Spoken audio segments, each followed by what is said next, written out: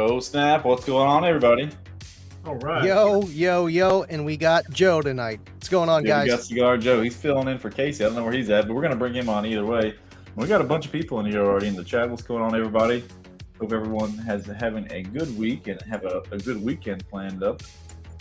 That's pretty Always, cool. always. Glad to see you, Scott. I know you're a busy guy down at Skillshare or Skills USA. Skills USA, yeah. Now tell me, how was that? We'll just jump right into the beans of it. It was an amazing blessing experience, and I'm being straight up genuine and straightforward when I say it. The Skills USA program has been like legitimately the highlight of like my career, and it's pretty much stuff that I've done. It's super rewarding. But yeah, we had this is my second year in doing it.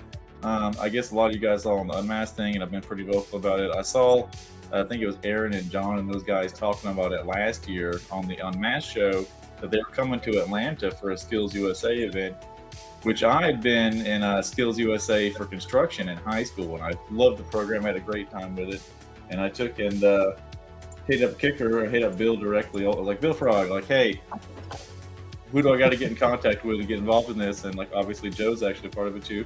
And so we took and we got involved. So last year we took the week, and I was there at Skills USA and brought the excursion. And it was a smaller thing, which Kicker got involved last year also. So that was cool to have them along. This year we went above and beyond. We almost doubled our students and the contestants, which are their national contestants on they've already competed on a state level and what they do. We brought the Southern Thunder, Joe's old truck, down there with the new build going off in it, and put it on display for a week, and it was quite the thing. That's myself and Aaron, Malin, and Jacob there hanging out, and I love hanging out with those guys. I cherish my time with Aaron, and it was cool hanging out with Jacob. Did you get to give Aaron a demo of Joe's build? Slightly in the building. We were supposed to go to the parking deck afterwards and do demos like last year. It just didn't line up with time and stuff like that. But it was definitely an awesome experience. That's awesome. But got there. We got the contestants there. So like we had 10 people showing. Supposed to have 11. Somebody had a health thing. This is right after I did a speaker building course on. We took a blown XP3 out of the excursion, gutted it. First thing I did was like, hey guys, how do you tell if this speaker is blown? And they're all pushing on it and going like, I think it's good, it's fine, all that stuff. And I was like, here we go, break out the multimeter. And like, look, if you guys have been duped, Facebook Marketplace would have got you. And then I brought a recone kit, and we took and did a drop-in kit there, and I showed them the process on cleaning and doing all that stuff. That was pretty awesome. And then here's my station here. We had a couple of them. We had secondary and post-secondary. So you got like high schoolers, and then there's like a college class of adults also. Is this where you were teaching them to wrap some wire around the RCAs to get rid of ground noise? But these guys took and they were installing, in my booth, there was 9 stations. My station was installing a double-din radio and hooking up a 4-channel amplifier. And a lot of them kicked butt. The thing I cherished about having this Tahoe on display all weekend was everybody was blown away on the audio setup, but the alternators, because the way that Joe's truck set up is there's the 1, 2, 3, there's a 4th one down off at the bottom, and so you'll have all these kids, young adults walk up, and they're like, 3 alternators, and all you have to do is lean your head over and go 4, and then next thing you know, it like seizes I sent Joe a handful of photos, like they all just immediately huddle over the truck and try to find the 4th alternator. That looks like a blast, though, man. I think it's awesome where they teach them with the dash, just the whole console out. I'm gonna have to do that with my next install. It'll be a lot easier to wire everything. But that's awesome that you get to teach those guys, to be able to teach the young generation. That's Believe what it or not, I mean, like when they're at this point, don't get me wrong, like you're allowed to, we talked about things and they're allowed to look stuff up. I'm not teaching at this point in the thing. They're actually competing, so they're getting point skilled. They're getting graded on how well they do it. It's actually, they've already been taught on a state level in their states, and then competed on a state level. This is like nationals, your finals, pretty much. But yeah, so the subwoofer thing was teaching, yes, but the radio and the amp install and the other stations, those were actually competitive. I had a skill sheet that I was grading them on. Another cool thing showed up was my godfather showed up there. This actually was my parents' best friends as a kid, Jason and Jessica. And this guy actually was at my dad's shop like my whole childhood. Him and his wife would actually cover my ears when they'd be cursing and stuff like that. That's how little I was when they were around. But I didn't know he was big time up in Nissan now, and they moved to Tennessee quite some time ago. And I was sitting at my station, which is, if you see in the photo here, I was over here in the you can't, it's not showing my mouse anymore, in this back corner, like in the where Joe's driver door is. It'll be off over there, so my station was, and I hear a familiar voice behind me. Turn around, it's my godfather there, and I'm like, "What's up, bro?" And it was insanely awesome experience. I haven't seen him since like 2016, 2017 when they moved. And so that was super cool. Got to hang out with him, got to show him the truck and stuff. And then after the course of the day and weekend, that's the speaker building thing there. I got some cool shots. Kicker showed out and showed up and brought all kinds of stuff. And we did that. Boom. We have the awards ceremony. Two things happened with the... Oh, crap. I didn't mean to do that. Two things happened with students that was surprising. I had one, the very first contestant that I thought was going to be done and be complete with the whole thing. I look over the radios. I'm doing two at a time most of the time, but look over the radios on. I see the green light on the amp on, and he's like, "Hey man, I don't have any sound." And I'm like, "What is going on?" Like, I hope I didn't do something wrong with the dash of the harness I made.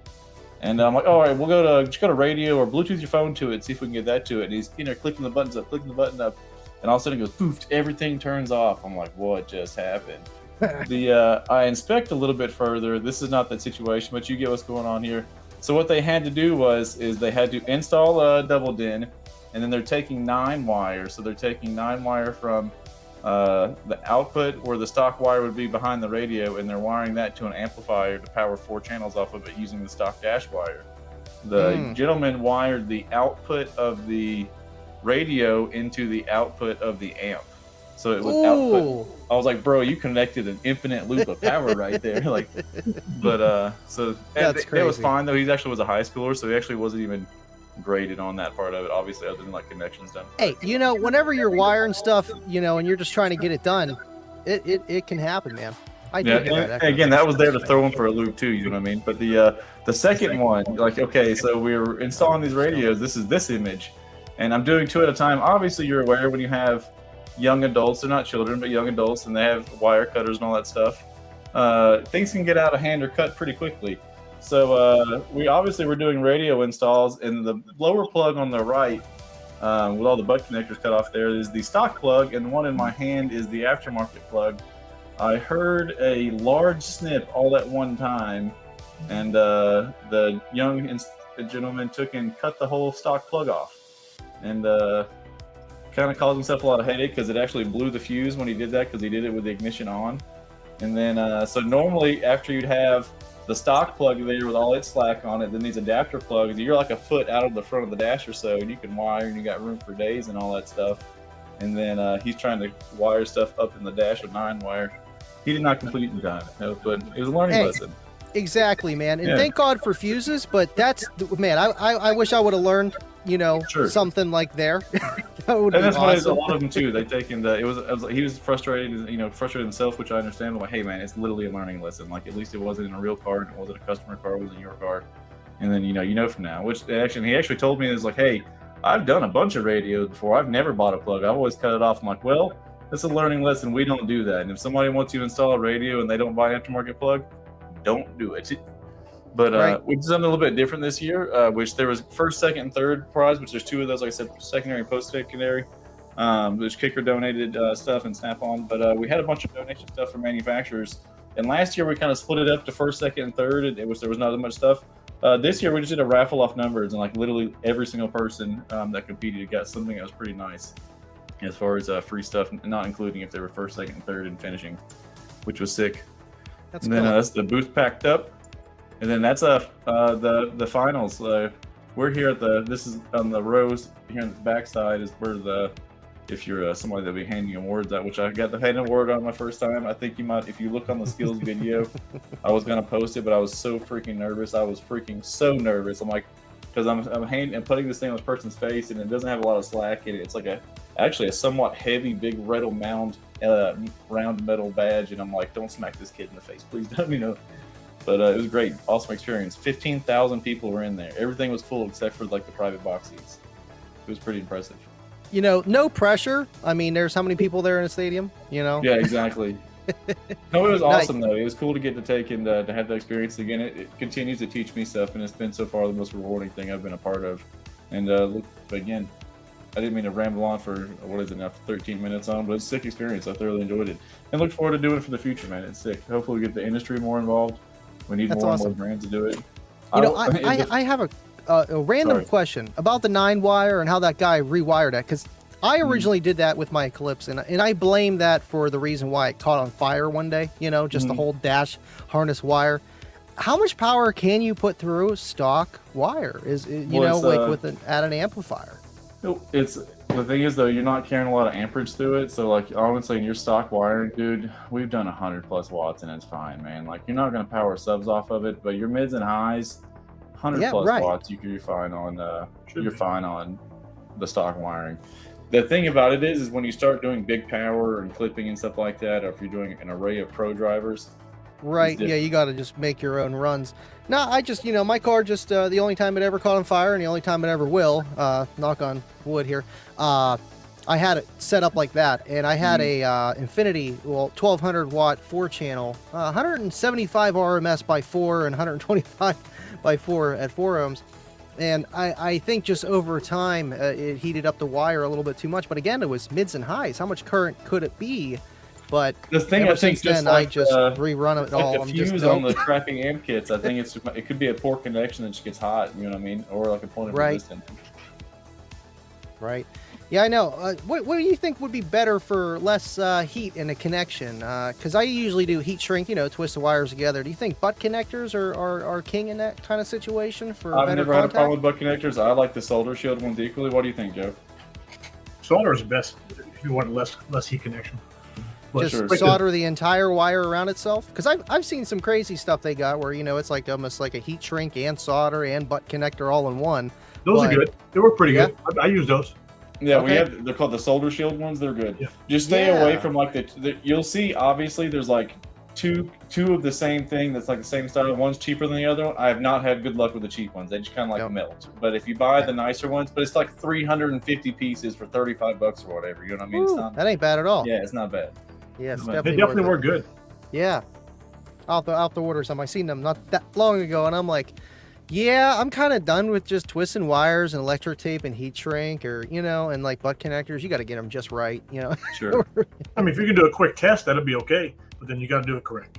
It really depends on the job too, man. Like if it's a customer's car, it's getting really nice stuff done, solder stuff like that. If it's one of our base head builds where I'm not using the factory radio outputs, I'm running a positive, negative, and just only pretty much using the 12-volt switch, essentially for the radio, I'm going to use butt connectors. It's going to be fine. But obviously, it depends on what the customer's paying for, and that's part of the reason I don't do install professionally. Oh, you're telling me, man. I'm done with them, but I still got more to do, Oh, yeah, exactly. Okay, here's the funny thing on mine now is Joe, I think Joe might have heard it before. The stereo in my 07 Civic, my beater kind of sucked. I threw a radio in it, just that Casey had laying around, and I didn't bypass the stock amp, so it only goes to like volume 20 out of 40, and it was just sounding like duty or whatever. Yeah. I'm assuming that the stock amp must have died because out of nowhere I have like 10 more clicks on the radio and there's bass in my doors now. And the thing about that is now it sounds good enough now to make me actually want to fucking upgrade it versus just being like, I don't want to mess with it or whatever. Now I'm like, ooh, it could be better. Like that's how it all starts. You start getting a little bit of gravy. You want the mashed potatoes too, Well, it's got some like older Infinity Kappas in the doors that are halfway okay, but now the problem is the stock like 3.5s and the top corners of the dash are distorting, and it sounds like duty. We can fix that easy. I think Joe. Yeah, Joe's got a bunch of. What do you say? There. Yeah, Joe will hook you up. Yeah, he's like, I know a guy. We know a stereo shop. Good care of it. I don't want to take and get rid of the stock ones up there because even if they're distorting fast, that location actually is really good for imaging. Like it does a good job of putting like the sound stage in front of you. So I probably just want to upgrade those. There you go. 3 ways. Heck yeah. So Joe, we haven't had you on since the Slamology thing. Dude, we put some freaking work in a couple days, especially you on your Tahoe build. Yeah, we didn't spend less than 50 hours, complete rebuild, all new amps, all new subs. The entire amp rack. I don't know if you got a picture of it handy. I'm pulling it up now. Yeah, that was a lot of work there. That was a lot of work on that. Jeez. We had gone back and forth for like a couple of days on amp rack designs, and we had some cool, intricate shit planned out. And we kind of basicked it a little bit, then made it cool again. And then Joe hit me up. He's like, "I had this idea," and dude, in the middle of a dream. Let me add that. Yeah, do those and this and. He drew it out like shitty on paper real fast, and he was talking about steps, and I'm like, and I'm not saying he's a bad artist, but I didn't really understand what he was saying. I'm like, I don't fucking get this. That's not and I'm not gonna lie. What the hell are you talking about? I don't see nothing like that. We're not gonna do this. Hey, I trusted him. I stuck with it, but I asked him. I questioned him on some stuff, quite a few things along the way there. Yeah. But it came out. It turned out okay. Not bad for about a 10-hour build right there. Heck yeah, man. Heck yeah, it came out real nice. I'm excited on those new mid-range too. But yeah, it came out super nice. The loving all the sparking of it. All of the spark stuff there in the back, guys, added just to control the fanny, just because I wanted to make it super cool. But it's stuff that came out of the excursion for the most part. But yeah, we've been happy with that. And that was like the last hour before we went home, before we left the next morning. On the spark stuff? All the spark. Yeah, well, it was. You looks were good. like, that fanny looks great back there. I insisted the whole time on the fanny, and then okay, cool. I talked him into it, and then he's like, "I'm gonna hide a switch somewhere," and I'm like, "The fuck, we're not, Joe. We're gonna put the I'm gonna put this and this and this." It's like 4 o'clock. We're leaving it, and like 3 in the morning. He's like, "Yeah, go do it." God damn it. Those relays are nice. I got their older one where it's it's just one turn on, and then you have to individually turn them on or have the switches. The newer ones are nice where you can have one turn on and it'll turn everything on without having the switches. You know, yeah, they have the master and slave on those. Yeah, but that was a good thought. He made the nano switch setup for us, so that was good. It's all right. I just put a bunch of wires like this on it. It worked out great. Master who? We're good. I wish I would have known that beforehand, but I got it for it was on sale. So it's like $50. Yeah. Oh, dude, the RBX4, which we carry at 700caraudio.com. I have some special editions one too. But the RBX4 is such a powerful tool in car audio. It's not even funny. Yeah. Because you can power all your 12-volt switch stuff. It's 4 fused 15-amp relayed circuits. So it's like literally all of your accessories in a nutshell are you could boom. And then if you buy the switches and the cables that go with them, it just makes it a no-brainer. I know it recommends 8-gauge wire going on the inputs. Yeah, you know, so yeah. We actually it's awesome. Said he likes the color scheme. We actually had him make some green plates to match the sound cube stuff. We just haven't put them on yet. They're on now. Okay. Oh, they're on now? Yeah. Oh, I didn't even know yet. That's awesome. No, it's been sick. And the subs are sick. We're making some box changes. Again, we just threw them in. But, what subs are you running now? Refresh me. The HDX4s. HDX4s. Wasn't that what you had before? Or you no, still... he had ZV6s. Yeah. Oh, well, okay. I thought you changed from the SoundCube subs already. That's why I was wait, which ones do you have now? Okay, yeah. I know, I still need to hear those. Well, hopefully, I don't know if you'll have it by next year. I know how Joe goes. No, we're going to run these for a little while. We got to fix one of them and then do some modifications to them because we got a lot of power on them, way more than the average person will. Yeah. And then it'll be fine. It's nice having all that power, but it's like you really got to be responsible, you know. Yeah, there's no responsibility in this class. It's also, and I think really what happened was when we were getting, we didn't realize that where we mounted the cock box, that one of the RCAs likes to fall off for the input on it. So we gain matched the amps and then realized like halfway through it that one of the RCAs was like unplugged. So we plugged it back in. It was like literally time to leave.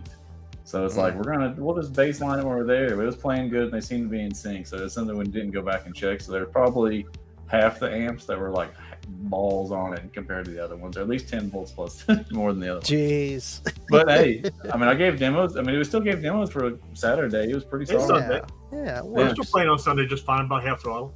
That's what I'm saying. Yeah. Well, Saturday I was giving it the sauce. Oh yeah, no doubt. Yeah, I was scared too. I said, let him blow it up. So it's not my fault. Yeah, right. Blame it on me. Yeah. I'll take it. What's going on, Joe Bryce? What's going on, David?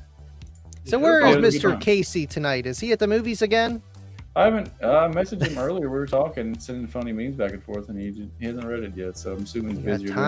He got time for a meme, but not for the show. It's all right, Casey. Time for memes. We got some next Friday. Did you ever get the recones ordered? I gotta mess with Tony. We've been wide open. I'll get him on Monday, I guess. All right. But yeah, otherwise it's been sick. Made any progress on your stuff or changes or anything, Andy? Me, man. Well, I've been working on Kayla's car for the most part, upgrading her electrical. I mean, she had an 8-gauge run front to back, clamping 2K in the back for the longest time, and that just wasn't ideal whatsoever. So I did the big 3. I did, obviously the 0-gauge run front to back, and I added the XS D3100 in the back. It's just enough for that KXA 2400. Down the road, obviously get a high output alt, and she would be set for that amount of power all day. But it bangs with the L7X. That's the build that I'm working it on for, and sounds good. I had to replace the door speakers, run wire to each door speaker to the 4-channel amp. I'm just running the entry level DX 250.4, the little kicker guy. That's plenty of power though. Yeah, it's better than head unit power, so it's doing great and it sounds good. I'm going to replace the tweeters with the 2.75 inch KS speakers, the little little tiny ones. The gold ones are pretty cool looking. Throw those up there, and man, that and the Walmart build. I've been doing kind of a lot. It's fun getting there one step at a time. Dude, it's 30 by 4 at 4 ohms and 60 by 4. That's plenty of power. Yeah, definitely enough. I mean, it still never will keep up with an L7X12. I mean, I need to remeter it now since I did everything, upgraded the electrical. With what it was doing a 48.1, so it might do like a 48.4, 48.5, but it can play that SPL longer. The voltage, I was hitting 10s. My kicker amp was shutting off. I thought it was impedance, because I'm wired at half ohm. I thought it was, shutting off because it was dropping too low. No, it was the voltage. I was at 2 ohms, it was shutting off. It's like, okay, I hit 10 volts. Nice to know. And I wanted to fix that before I started to actually do damage on the amplifier, because it was over and over and over. Andy, is the Walmart build an SQ system? I mean, it depends which way you look at it, but those speakers are just so bad. I could never qualify it as an SQ system. No, and I'm going to be going into it too. It's not going to be a part 4 because I'm not making people wait any longer for the finish of this video. But what we're going to do is actually eliminate that amplifier and just power those door speakers with the head unit it comes with, and that's it. And instead of spending all the money and our budget for that 250 for the amplifier, it's going to be for the power acoustic Razor 2500, and we're going to remeter it all in the same video. It's going to be fun. Nice, doing that that'd be cool. this weekend. Yeah. Spoiler. Give me something to look forward to. You got anything planned for the 4th of July weekend, or are y'all observing it Monday and Tuesday? Yeah, with the little ones, it's always fun. My buddy JR usually shoots off fireworks, and we did that not even 2 years ago, and that was really fun. So we're probably going to do that again, down the road. Yeah. We live right here at the lake, so I'll probably find somewhere to scumbag in a parking lot and watch. Oh yeah, you can just sit outside and say, "Would you look at that?" Oh, dude, literally, there's 2 marinas in yelling distance from my house, so it's I'm probably gonna go chill in the parking lot. Which I've done that for a couple of years. It's been honestly pretty good. That would be fun to see fireworks on a boat. As long as one doesn't come down while I'm on the boat. Nah. I mean, dude, we grew up in the South. We shoot bottle rocket at each other. It's fine, dude. Yeah, man. We shoot guns. What are you talking about? Right out. Not at each other though, just in the area. I don't know. Yeah, Joe's all set up now. He's in his man cave right now. He got him a webcam and a mic. He's a podcaster now. Oh yeah, I know. I'm super technological now. It took me 2 hours to set it up. Dude, he's got the whole system going on now. He's got multi-monitors, a new computer. I see a big screen behind his head there. That's just for watching. He has Dolby what? He has Dolby 12.1 or some shit like that. It's pretty nuts. That's the advantage of being old. You can buy nice toys. Yes. The older you get, the nicer things you have. But, don't go it all trades off. Yeah. When all y'all go out at night and party, and I go to my couch and turn on the television. Way better. It's way better. Good to see you, RVH. See, Scott? Yeah. That's funny. No, I think when I first time I started hanging out with Joe a while back, he's like, you got to sit. We watch the intro to John Wick. You can hear the bullets flying past you and shit. I'm like, this is pretty cool. I get it. But it kind of translates. You'll see a lot of the big car audio guys. They'll have big home audio too. Oh, yeah. I mean, it goes hand in hand because you're not in your car 24/7. Might as well have something nice. I don't ever use it though. I asked Joe. I actually have a pretty smacking like a 2.1 home audio setup. I never use it, dude. I'm at my desk here all the time. I mean, I got a nice 2.1 Cornut kicker box. I got the Vizio 5.1 for the family. I mean, it's enough, you know. Got to have something. Can't just go with the TV or just a sound bar. It's unless terrible. I'm in my bedroom, then it's perfectly acceptable. And they know you are not going to keep these speakers in there, so they make them as bad as they possibly can because they know you're going to buy a sound bar or a 12.1 like Joe. You know, no point. Sure. 12.2. 12.2. Oh, okay. So 2 subwoofers left and right. No, it's technically a 10 and a 12 across the different frequencies, so they'll hit different. Oh. Times. And they're time different, so one's behind you, so when it rolls. You know, I always heard that, you know, back in the day, you know, and people still say it, you know, oh, I got 10s for punchy bass and a 15 for the lows. And, you know, if you really dial it in, you can make it work, but you really got to know what you're doing. But with the home audio, you got to have 2. You got to have one for one frequency, one for the low. So that they don't cross over because then they'll just kind of, One can stop, the other one can roll off. You know, you can have, it's better, I'm telling you. One play here, the other one rolls off here. It's really better. That's nice. I mean, it makes sense for like SQ or like home audio system because home audio, you know, you need something for those thundering lows and then you need something for everything else. And you know, the reality is, awesome. if you don't want the bullet playing through the subwoofer, you want that playing through the mid, you know, technically the mid bass, I guess you call it. Right. So right. It's much better. It's much better. Now 12.1, you got me on 12.1. Do you have speakers firing up? Do you have all that array kind of like going that way and everything? Everywhere. Every which way. They're That's everywhere. Awesome. They're everywhere. That's and crazy. A big ass TV. And a big, I mean, yeah, you got to have the TV too. I mean, Too much. What's up, It's Jacob? too much. I mean, you could be like 20 by Steve 20. Mead, you know, where the speakers are bigger than the TV. So No, they're all Dude, smaller. that's insane. The 32s in your living room, 2 of them, I couldn't imagine. yeah. I mean, it's a dream come true for him. You know, that's everybody's You can't turn goals. it I up, mean, that's for sure. oh yeah. I bet he does. I Yeah. bet Steve Mead has a well-insulated house and a property that nobody gives Well, a the shit neighbors is not worried about, but how much of that could you tolerate in your living room? about. Right. His wife is probably like, no, Steve, no, unless that camera's rolling, no. I hope you have a good weekend, man. It sounds like fun. We had like a crazy. Mr. Fuller. Speaking of fireflies, there's like, you know, that like conspiracy, like we don't see fireflies anymore. All of a sudden, I saw like 50 gajillion of them inside in Georgia, man. They just popped up out of nowhere. It's the lowest Yeah, one you guys fire are on our really house. Yeah. I mean, they're always around July. Yeah, I know. I see one the other day. I'm like, oh, cool. And then Bryson like stepped on it. I'm like, God, the beauty of children. Video per modification on installing door speakers and radios. I mean, like we can, but to be honest with you, bro, there's so many, you know, like 6, you know, door speaker and radio install videos out there. It's kind of a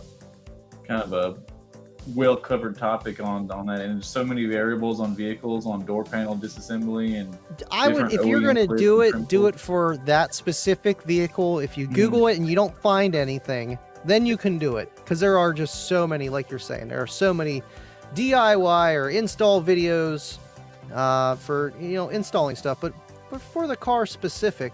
Oh, you know, Mullins Wagon, I'm sure he'll make a video on that. And then you're going to get the randos, though. They're going to be like, oh, well, how do I do this? And how do I do that? And it's like, man, you know, I wish I could help you more. Because I have like one video of installing a speaker in an Eclipse. And it's like supposed to be like a DIY, but it's not good enough. It's not. And there's so many questions. And it's like, I could retouch it, but it's kind of not how worth many it. views did he get? Not a whole, like how many people are Yeah. putting speakers in a 3rd gen Eclipse or 4th gen Yes. Eclipse? Yeah. Not Yeah. that many. Yeah, there's super more- demanding video for that. It is turning into the Honda Civic of cars because they're cheap, They're you getting know, and affordable now, yeah. yeah. So you're seeing everybody pick them up and throw systems in them now, and it's like, cool, you know. That is cool.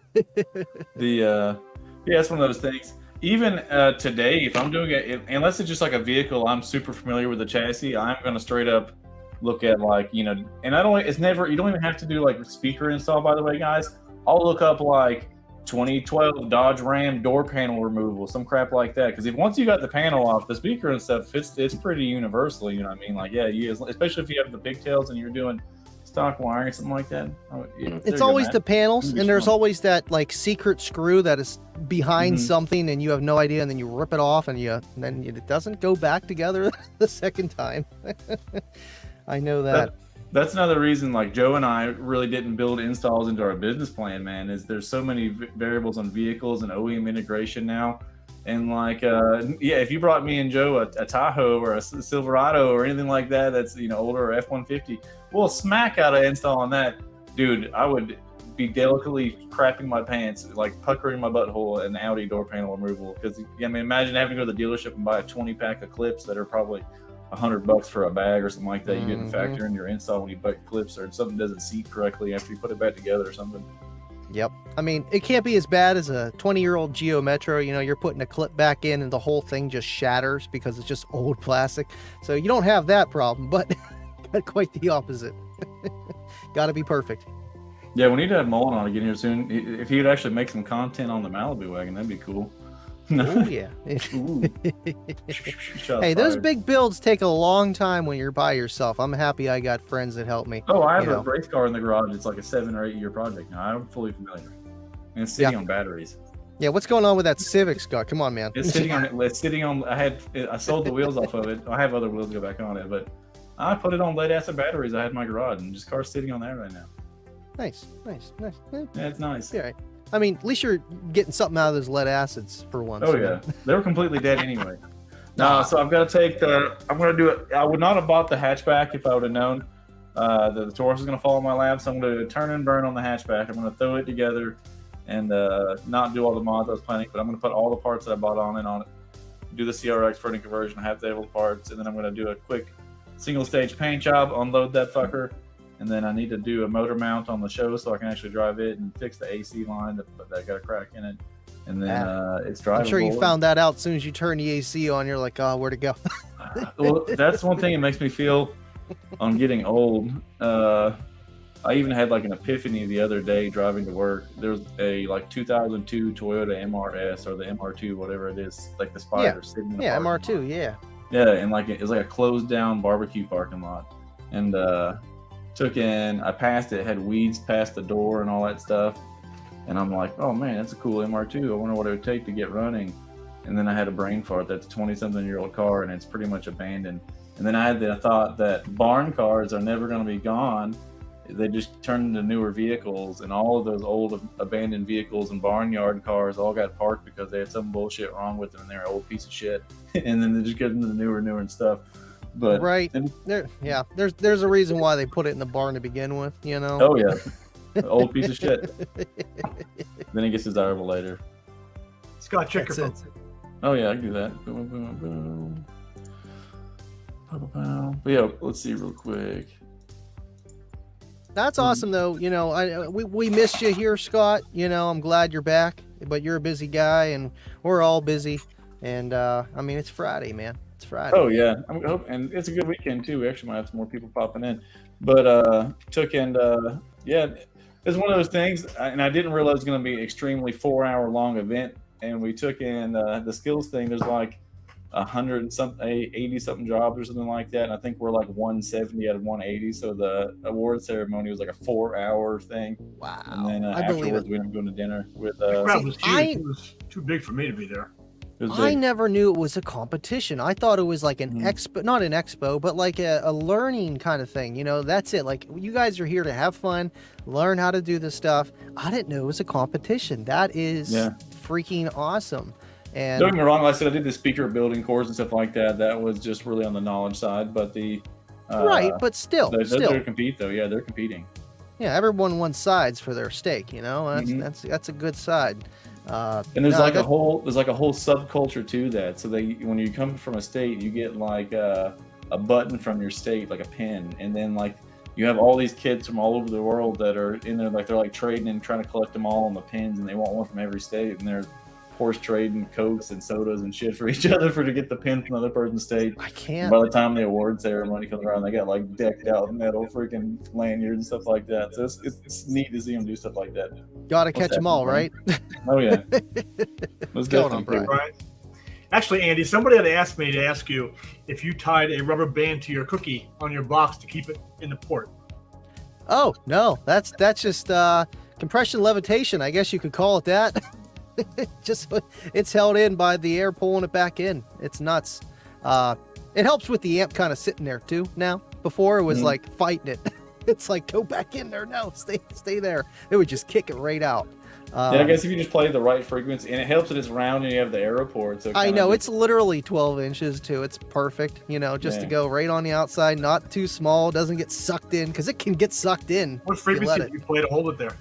I think that was a little bit below tuning. I try to play it lower just so that I'm not killing the sub, trying to show it off, and it's moving a lot more, and to get that cookie. I mean, I think this year was probably 22 hertz, 21. The previous year I was doing like 16, 17. So I thought you've been doing that for a while. Yeah. That's the tradition now. Yeah, Andy, you should come out to Sundown Show. I know. When is it? I know that's coming up soon here. I'm actually getting married in August, so that's kind of putting a, yeah, that comes first.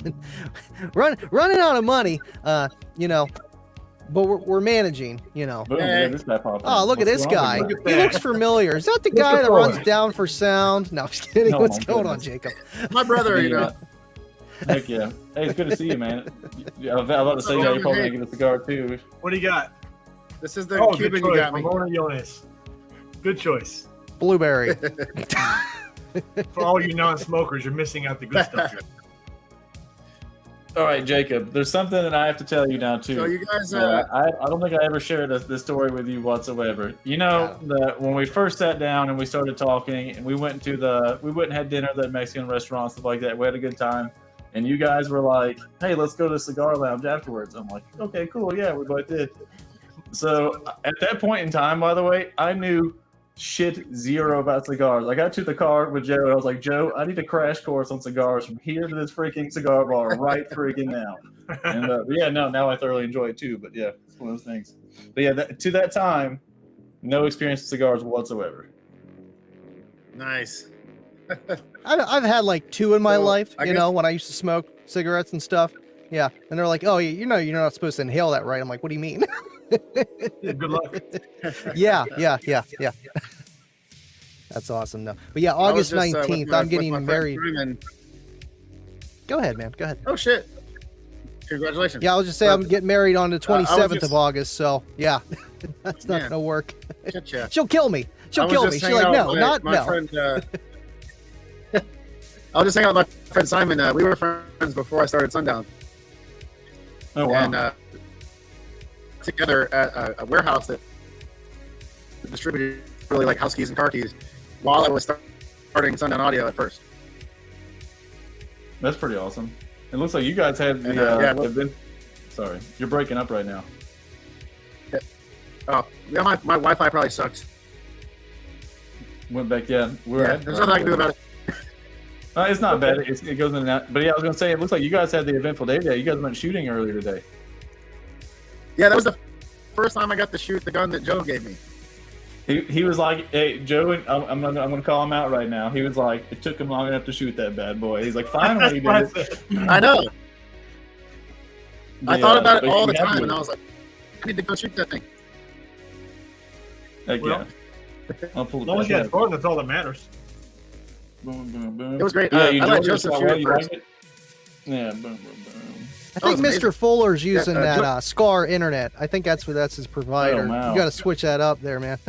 Yeah, Joe gave this one yeah, that's it. No, it's because he's out on his freaking massive, the massive Sundown Estate property, that gigantic, huge mansion, probably. That's awesome. Well, he was having a problem with rats out there, so we had to get rid of the rats. Let's see. We had that. I guess you saw too. Jacob or Joe got the JJ painting today. Those came out. Those went by fast, didn't they? I think they sold out quick. I think it's man. Like Joseph's killing it, man. He's killing it. Yeah, dude. I wish nothing but the best for him, and I'm happy to see that his art keeps excelling. And it's like inspiring his brother to kind of be artistic too. It kind of seems like, where he wants to kind of doing his thing too. Yeah, Dylan he's trying to learn, and then like Maya was doing her shit. He's got this like finger paint. Oh yeah. But yeah, it makes them all kind of be creative in their own way. That was pretty sick. It's kind of cool to see JJ's art form kind of like take turns where he's trying different methods and different stuff. That's pretty sick. Like some of it's been kind of dark and some of it's really cool. It's like, I'm impressed, honestly. Yeah, dude. Well, you can tell. Yeah, man, like he goes from like the super colorful stuff to like. Yeah. Oh yeah, that's a pretty big spectrum, and that's what and that's a cool it's a cool time to be like young and experimenting as an artist like that, because you're playing with different art forms. You can tell where he'll do like the pencils and stuff, or go to pen line artwork or solid outline and stuff, and you just kind of learning what you like and stuff like that. And it's kind of cool where you can blend it together. And I think he'll be very talented. He's amazing, dude. Like, he has no classes, no teaching. Like, he just does this stuff. And he's like, everyone's talking like, hey, Dad, can you buy me some paint? I'm like, okay. Yeah. I'll buy you some paint. And then he shows up with a painting. I'm like, whoa. Yeah. See, that's awesome, man. Like, I love that you embrace it too, which I'm not like saying like I had bad parents, but like they didn't embrace like the art stuff like that, because I was like filling up school notebooks and shit like that. And I get home, Mom be like, why are you doing that? We bought those for school. So like the longest time I felt like it was unproductive, so I didn't really embrace it until later in life. So it's cool that he has somebody, from a young age to be able to take and embrace creativity like that, which is sick. That's awesome. He's good at art. My daughter is amazing at art as well, and it's like I don't know where she gets that talent. No extra schooling for it, and it's just it's amazing, man. It really is. It's literally art. Heck yeah. But no, it's been pretty sick. And you've been bumping freaking workout like nobody's business too, Jake. Okay, I don't know if you want to go down that road, but I've seen the new motors and stuff coming out, the new Gold. I mean, that's freaking sick. I wanted to make I'm in love with that Gold one. I've been busy, man. Like, I've been. It's even hard for me to explain what I've been working on, because the order of operations of product release gets so complicated. And I'm trying to talk to the sales team, and I'm like, they're like, well, why don't we do this? And I was like, no, you guys don't know what I'm going to do next.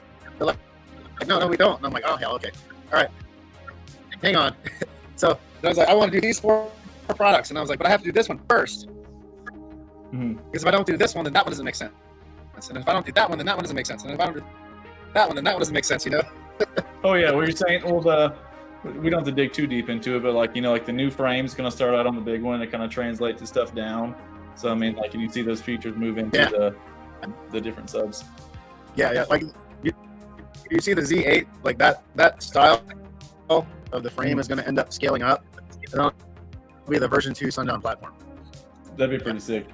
It's kind of crazy to think, which obviously, sorry. Yeah. So the Sundown version 1 platform has been around for a decade now. That's exactly what I was about to say. I was like, you guys are coming on 15 years, so like that platform's got to be close to 10 years old. And that's groundbreaking for a lot of stuff. And now it's going to your M series and all that stuff. Yeah. Check this out, Jacob. It's gonna be totally crazy.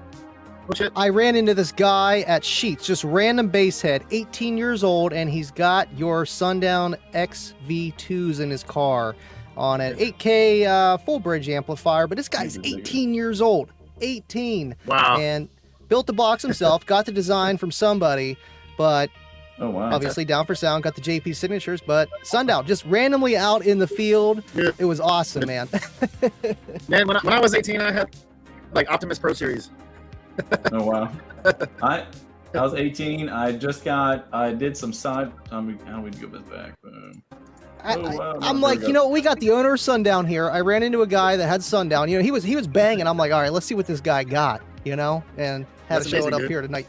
I'll send it to him. I'm like, dude, it don't get better than that.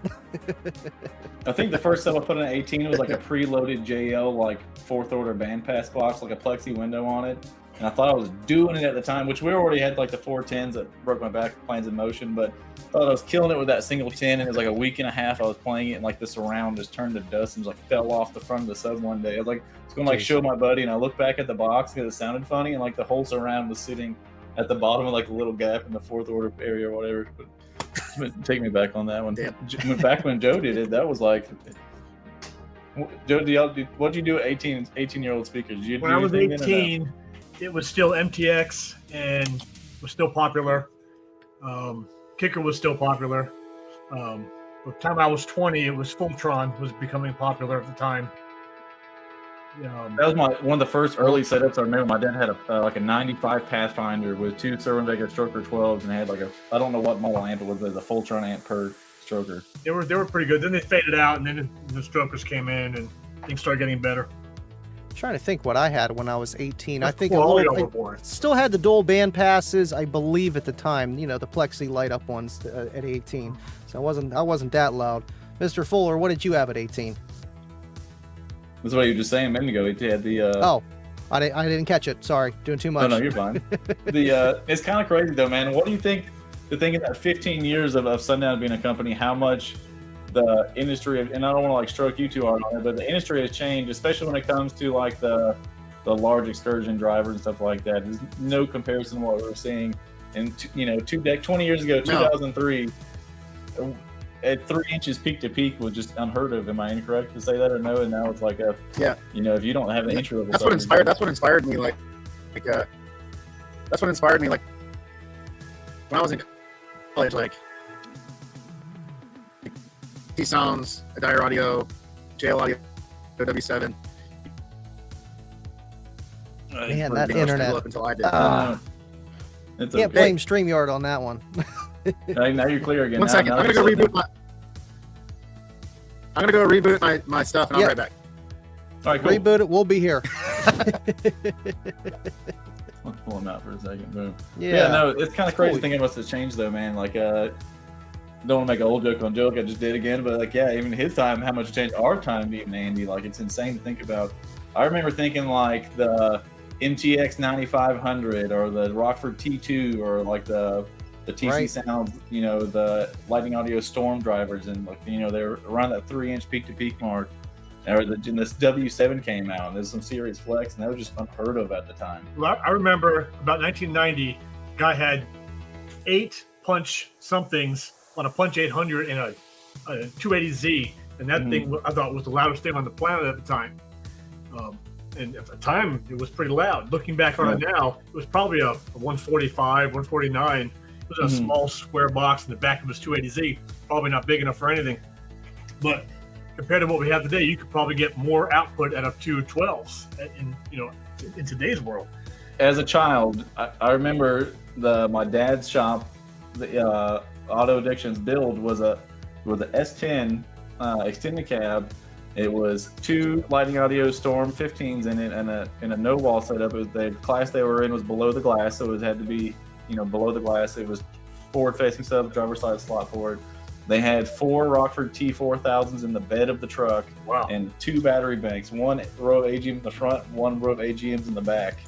And at the time, like, and it did a 154, and this was like breaking records. And they're like, dude, you have to be careful. This can stop your heart and stuff like that. Now we're like, we roll around like that, dude. 154 we're doing that on music now, dude. Not a door real fast. Yeah. So it's crazy to think about. I still get a kick out of, we always had sealed boxes, and now everything is ported, chambered, whatever. And that's a big change. I still prefer sealed boxes. I still think they sound better. Is that just because the suspensions just weren't stiff enough to be able to handle the excursion is different.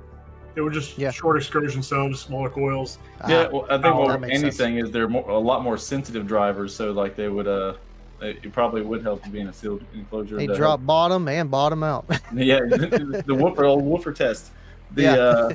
I don't know, and we were playing different frequencies and stuff then too, though, man. Yeah, for sure. Even if you go back to the early 90s, like the Infinity Kappa Perfect 12s from the 90s, they were amazing. They were loud. They were crystal clear on any frequency. Compared to anything today, they're no match. But at the time in a small sealed enclosure, they would hit hard, loud, clear. Everybody was happy. Oh, sure. What's up, man? Made it back. That was quick. But yeah, it's crazy to think about the how far they came that way. No, it actually is better. Your audio's better, so that works. Yeah. But what you're saying, so you're talking about my internet has been. So when I graduated high school in 2001, and I had just started to get into audio.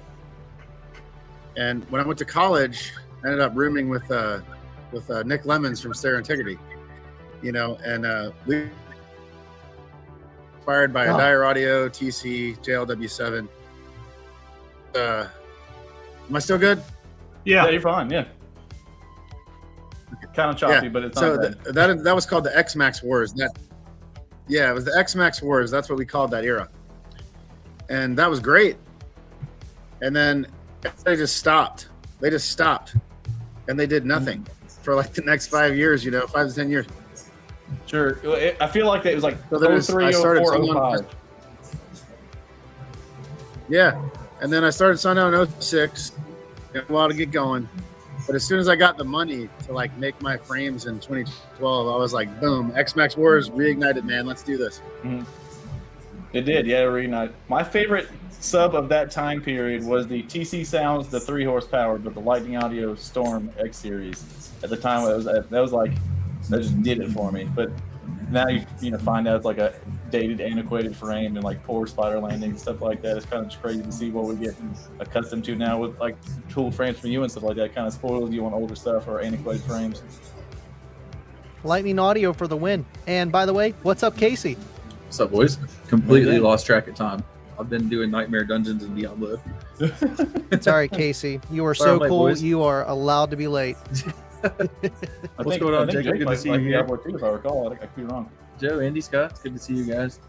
Heck Always, yeah, bro. always. Okay, I Jake, like- where do I you like see the- subwoofers going in the next 5 years? So subwoofers, Yeah, next 5 years. Where do you see them going? internet's really terrible. So within the next 5, I'll tell you what I'm doing. I don't know about everybody else.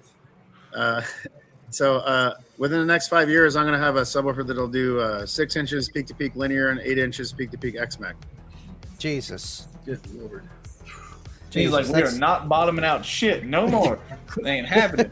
Yeah. That sounds No fantastic. more. None of that shit. Hell yeah. None That's of pretty those, sick. though. none of those marks on the coil.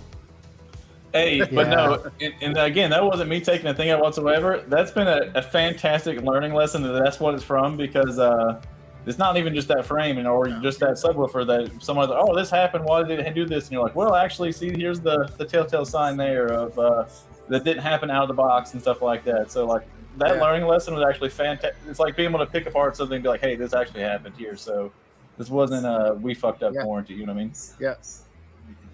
Yeah. 8 You know, inches, huh? the That's X8 crazy. Yeah, man. I'm doing it. That's- Nobody can stop that's me. crazy. They can't do it. I seen a couple of videos you threw up of just, like the 3D rendering of like the surround just rolling real smooth. And, I believe it, man. The more you do this stuff, the more you learn what Yeah. you can do. And, physics, man. You're a scientist, man. Well, if it can be done, he's going to do it. I'll bet money on that. Yeah. Are we seeing a point now where we can get these crazy X-Max and this linear excursion, all that stuff, and not have trade-offs on like woofer being sloppy and things along those lines? I don't know. Is that a better way to put it? Yeah, like, how do you keep something that linear? I think we lost Yeah, him I again. I think we lost him again. Hey, at least he's frozen with a smile. He's frozen and cheesing. Yeah, it's good. At least he was But, no, happy. it's not too bad. But heck yeah, Casey. So you've been playing Diablo 2, the crap out of it. Diablo 4. Diablo 4. Yeah, I've been doing Nightmare Dungeons. I like looked at the clock. I'm like, oh my god. It said Friday. I'm like, woo boy. You, like missed that a little bit. Never. Heck yeah. I thought you were at the movies again. No. No. At least Jacob is frozen with a smile on his face. Oh, he just dropped out. Aw. 7 spiders. It's okay. He tried though, man. That's the least I can do. And Okay. that's a big We'll have to honor. get him on, and we're gonna run a long Ethernet cable to his house, Right. and have a good show with him. I was surprised he jumped on there. Oh yeah. That's awesome. Oh, he's back And again. There we go. And he's back. Boom, boom. Slim Shady's back again. Yeah, I don't know what's going on, man. That's like cursed or something. No, it's Sound okay. good now. You're actually clear now, dude. Yeah, what'd you do? But the Jump on your phone next time. I'm just Yeah. I'm struggling. hey, we appreciate you once I coming finish on this though, cigar, man. I might Again, go back in the house. oh yeah, yeah. You signed on for like a good hour smoke there. That's I'm a small cigar guy. I like the smaller ones because I can't commit to that long of a smoke, dude. I feel like I'm sinning if I put it out or go back to it. I never do. Yeah, same. It's I more had a big 1926 with Simon before this. Oh wow. But no, I was asking before that have we reached a time now where we have such modern motor design stuff like that we can overcome the offset of being either large coils or staying that linear and stuff like that. It's got to be crazy motor design to be able to be like musically accurate and stuff like that to an extent. Which I'm sure there's trade-offs, but that seems pretty insane. Yeah, musically accurate. Absolutely. That's So it's difficult because you have to keep that BL linearity. As soon as the BL starts going off and the CMS curve starts getting off and the inductance starts getting off, then it's no longer a musical sub, it's a noise generator. And that's the trouble. Like, you can make a subwoofer just move like crazy, and there's a certain guy that I particularly care for that has done that, but it doesn't mean it makes music. Sure. The Brad. That's what I see. it blows Yes. people's minds What? too, though. Like X and Z's and all that stuff. Those two people are mind blown, and like musically how well they reproduce or change notes. It's still impressive to this day. And which like we did just for a show, we did a sub change. It seems crazy for both of us to be over a year on the tooled frame with the Mega Roll, going back to a not Mega Roll sub. And 20 hertz sounds just different. Weird, right? Joe's like, he doesn't like it. So I'm like, I got no, something. Joe, you're... Sorry. I got was something like, interesting to tell you guys. Go for it. If I don't cut out on you. Speak freely. So Give it a a shot. lot of people are like, well, people are like, how are you going to have this high excursion subwoofer? Because how is it going to keep up the acceleration of the high frequencies, right? Well, this is something a lot of people don't understand. So if you're Faster playing or the lower? same SPL at 40 hertz and at 20 hertz, right? 20 hertz requires 4 times the excursion, but it's only half the.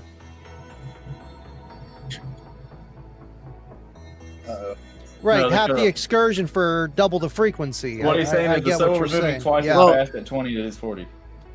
No, it's so Opposite. Or to go 4 down an times. octave requires quadruple the excursion, quadruple, but it's only half the frequency, so it still requires double the acceleration.